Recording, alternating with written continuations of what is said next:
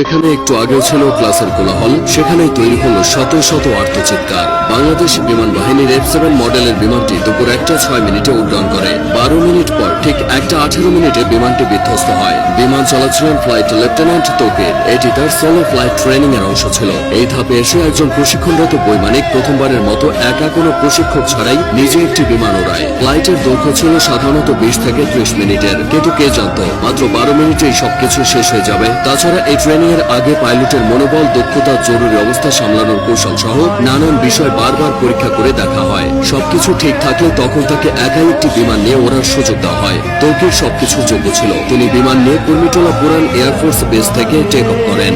এরপর উত্তরা, দিয়াবাড়ি, বাড্ডা, হাতিরঝিল ও রামপুরার ওপর উঠতে থাকেন। তবে কয়েক মিনিটের মধ্যে কিছু সমস্যা দেখা যায়। সঙ্গে সঙ্গে তৌকির কন্ট্রোল রুমে রিপোর্ট করে জানায় যে তার বিমান আকাশে ভাসছে না, মনে হচ্ছে বিমান নিচের দিকে পড়ে যাচ্ছে।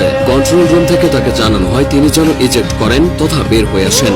বিমান যখন নিয়ন্ত্রণের বাইরে চলে যায় তখন পাইলট নিজেকে বিমানের বাইরে বের করে আনেন প্যারাশুট সহ।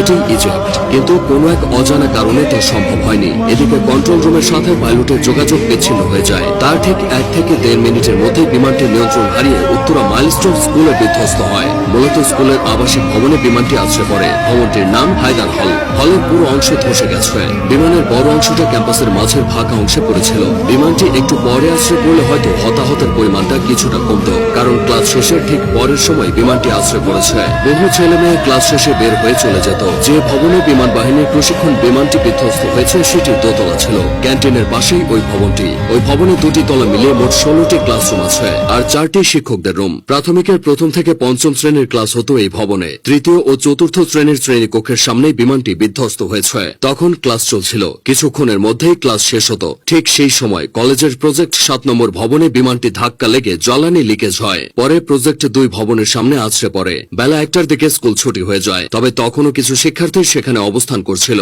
তারাই সবচেয়ে ক্ষতিগ্রস্ত হয়েছে। অনেক অভিভাবক বাইরে থেকে দাঁড়িয়ে শুধু দুর্দশা দেখেছে, কিছুই করার ছিল না। দুর্ঘটনা যা ঘটার তা ঘটে গেলেও কিছু প্রশ্ন থেকে গেছে। স্কুল কলেজ এরিয়ায় বাস ট্রাকের হর্ন আস্তে করার কথা বলা হয়। সেখানে স্কুল এরিয়ায় প্রশিক্ষণ বিমান ওড়ানো নিয়ে বেশ সমালোচনা হচ্ছে।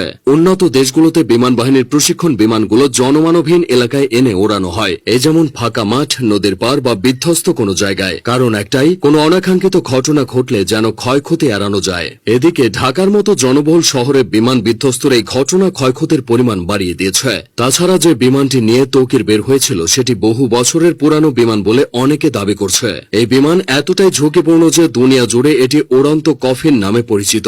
এই ধরনের দুর্ঘটনায় রেস্কিউ অপারেশন চালানো কঠিন। মাইলস্টোনের এই ঘটনায় ক্রিকেটার, আলেম ওলামা থেকে শুরু করে রাজনৈতিক অঙ্গন পর্যন্ত সবখানেই শোকের ছায়া নেমেছে। হতাহতের ঘটনায় মঙ্গলবার একদিনের রাষ্ট্রীয় শোক ঘোষণা করা হয়েছে। মাইলস্টোন স্কুল অ্যান্ড কলেজের ইতিহাসে এই ঘটনা দগদগে ক্ষত হয়ে থাকবে।